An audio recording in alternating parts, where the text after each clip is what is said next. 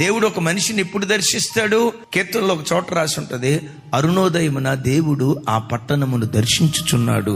దైవజనమా, ఎంత అలసిపోయినా రాత్రి 11ంటికి పండుకో, 12ంటికి పండుకో, ఒక దైవికమైన క్రమాన్ని అలవాటు చేసుకో.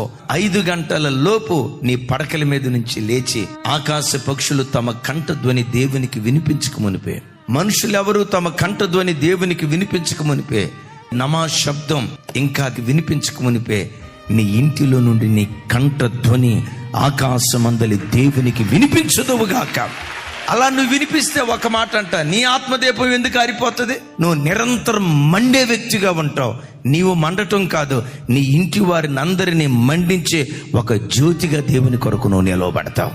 జ్ఞానులతో సహవాసం చేసేవాడు జ్ఞాని, దేవునితో సహవాసం చేసేవాడు దేవుని వంటివాడిగా మార్చబడతాడు. దేవుని వంటివాడిగా మార్చబడతాడు.